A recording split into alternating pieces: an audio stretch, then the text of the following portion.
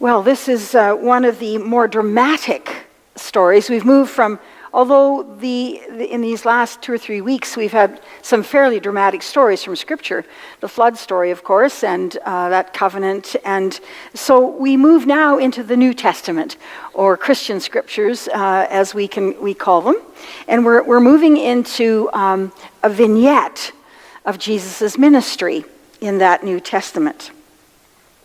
I think that probably it's helpful for you to have some sense of this temple that forms the backdrop for this story. The Jewish people built a temple under King Solomon hundreds of years before. That was the first temple.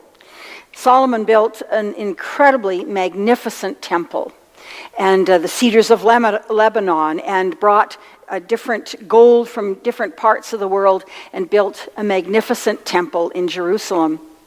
That temple was destroyed by the Babylonians at that invasion, and then they were taken off into exile, the Jewish people, not all, but some.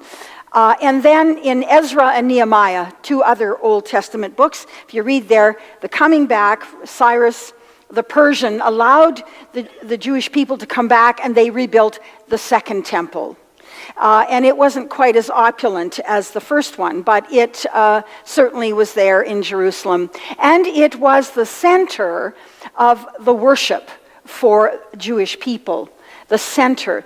We have those, we see them in our modern world, at Amritsar, the Sikh golden temple there, the magnificent temple that is the heart of their faith and where they come to gather to worship. Or the Vatican, when Roman Catholics or Christians come to Rome, they want to go to the Vatican to see all the opulent, magnificent paintings and all that is there. That is the heart of Christian worship for some. And so it is for our Jewish sisters and brothers. The temple was that place they came to, and you heard it in the scriptural text. Jesus came to Jerusalem with his disciples to celebrate the Passover feast. And so all Jewish people, the diaspora, the people that were spread around the world, would make an effort to come to Jerusalem, to the temple, the heart of their faith. They would come from all different parts of the known world at that time, and they would come to worship there. So it was a sacred and holy place. This is the second temple. This is before 70 CE, when it was totally destroyed by the Roman Empire. So the second temple was razed to the ground, and the only thing that we have left of that now is, and you will know it, the Wailing Wall, or the Western Wall, which Jewish people make their way to. Gordon and I were fortunate enough to have a trip to Israel, Palestine, and we're in Jerusalem, of course, and thousands come to that place because 3 major world religions come to that place. We have our Jewish friends who come to the Wailing Wall, and Christians as well. And they put little pieces of paper, lineups of people to stand before the Wailing Wall, which is the remnant of the second temple. And then you have the Rock of the Dome, and the mosque that is there as well. And so this is very sacred and holy ground for 3 major world religions. And if you don't think that causes problems, we know it, don't we? We know it. When we were there, it's palpable. To get to the Wailing Wall, we had to go through checkpoints, and there's only a certain number of hours. We never did get into the mosque because there's too much danger there. You can see the bullet holes on the outside of it. And there's AK-47s and Uzis everywhere as religious folk gather to this place to be in touch with their God. I think that God must weep every day to see what happens in that part of the world. It's like the powder keg of the world. And so Jesus, celebrating the Passover festival and feast, came to Jerusalem to worship at the temple. Now, the temple was divided into different courts, let me give you a sense, again, of the backdrop of this temple. The outer court, Mary talked about it a bit. The outer court was where everyone gathered, and that's where you would find the animals.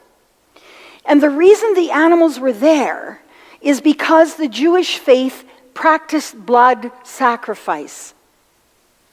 Blood sacrifice. So those animals are there for a very distinct purpose.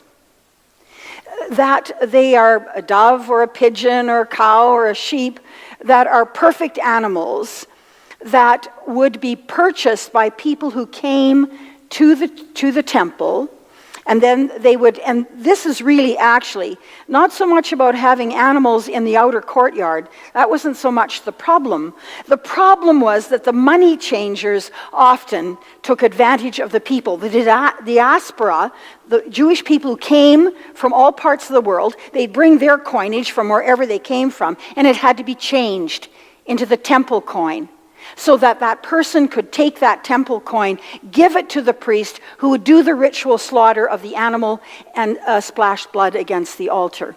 And so what Jesus is really angry about here is the fact that in this holy, sacred ritual, remember, we need to be respectful of our Jewish friends.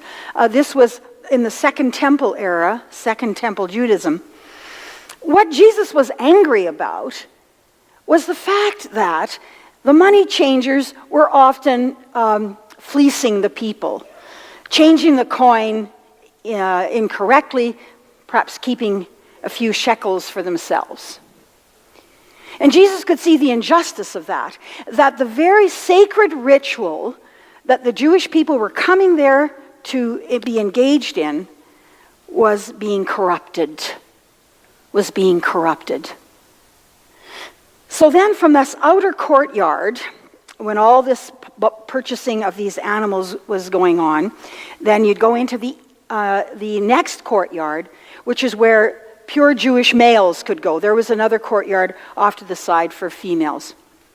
And there would be, they cleanse themselves, they'd have that full immersion.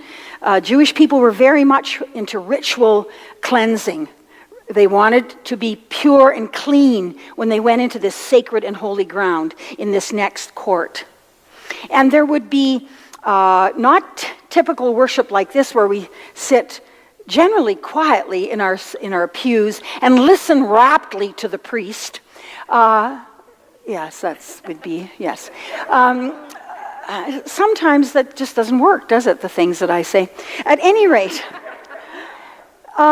there would be processions, there would be praying, there would be chanting, the psalms would be sung, there would be prostrations where they would kind of go down on the ground because of the most inner court, the Holy of Holies.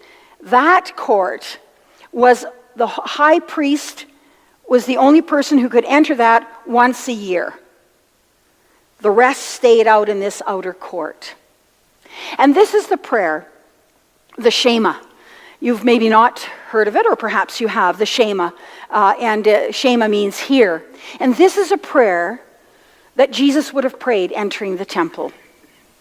This is a prayer that is ancient, and in our Jewish friends' text, here it is. Hear this prayer that devout Jewish people going to their temple would pray. Hear, Israel, the Lord is our God. The Lord is one.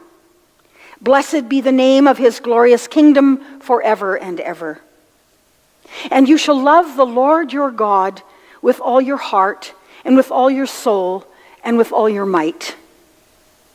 And these words that I command you today shall be in your heart, and you shall teach them diligently to your children, and you shall speak of them when you sit at home and when you walk along the way, and when you lie down and when you rise up.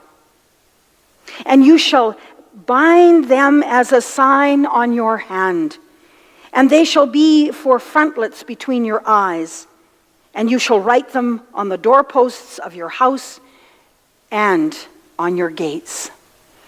And if you see a devout Orthodox Jew, you'll often notice they have little prayer boxes right here. It comes from the Shema. This is an ancient prayer that Jesus would have prayed when he entered the temple. So it wasn't so much about railing against the practices, the Jewish practices. He was a Jew. And did you notice that in the text as well? The author of this particular gospel, he says, the Jews. Well, there was nobody there but Jews. Jesus was a Jew. And so we have the gospel writer writing back over from time away from it, starts to indicate that there is a division, that somehow the Jews are not really where we want to be, or are less than. This is very dangerous theology. Very dangerous.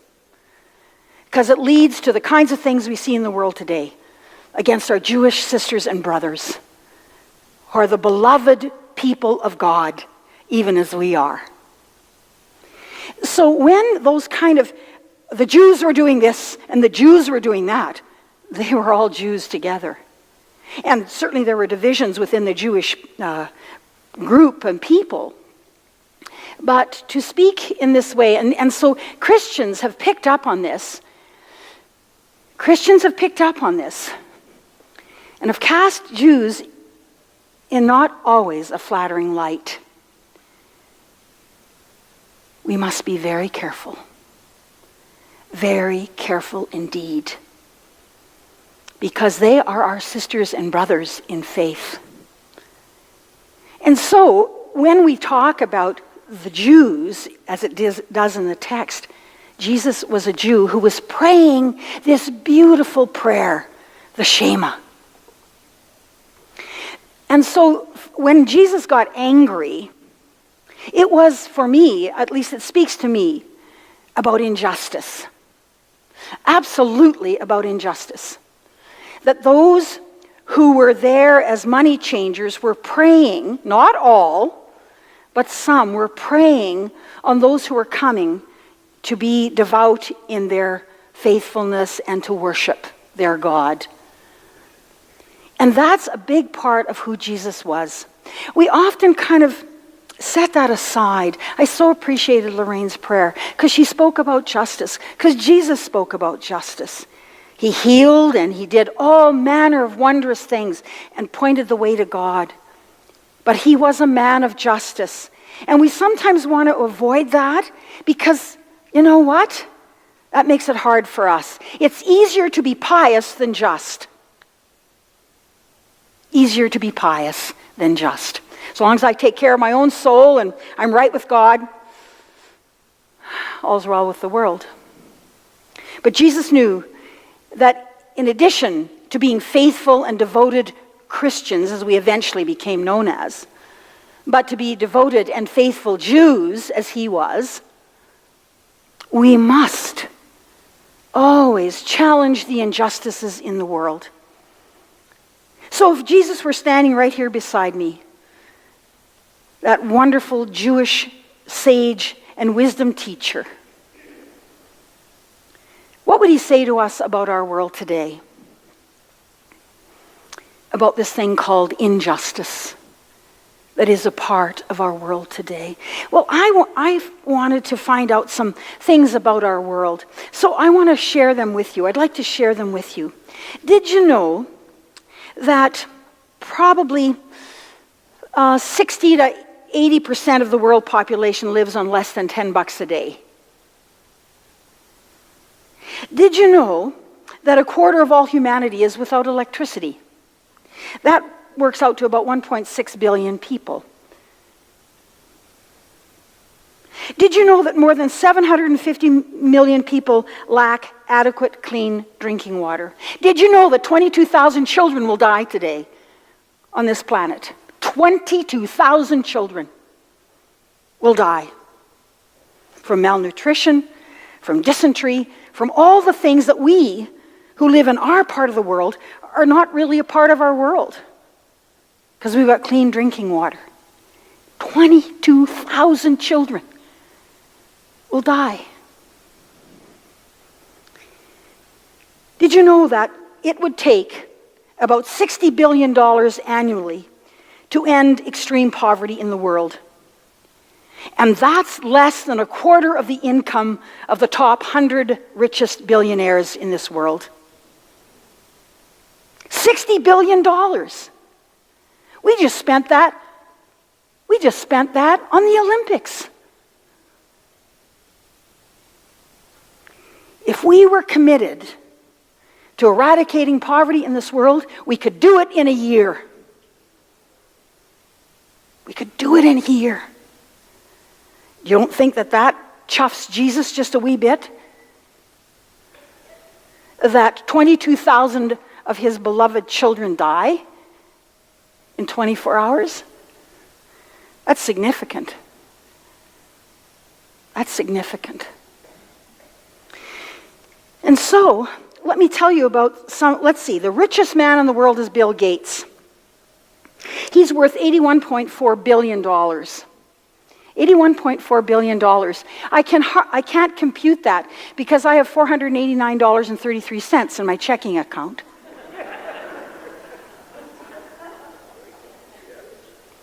I am grateful for Bill Gates that his heart has been moved. He is one of those generous billionaires through his foundation who has done a tremendous amount of good in the world. People like Mark Zuckerberg, he's kind of down on the list. Out of Facebook, he's down on the list. I think comes in at about, if I remember the figures I was reading, he comes in at about $69.9 billion. He's not 40 years old yet. And there are more billionaires in the United States. Walmart, the owners of Walmart, billionaires. And they are the company that speaks most vociferously against minimum wages. They're the company that is right at the front that says, oh, no. We can't give people minimum wage. Heavens, no. That might affect our bottom line.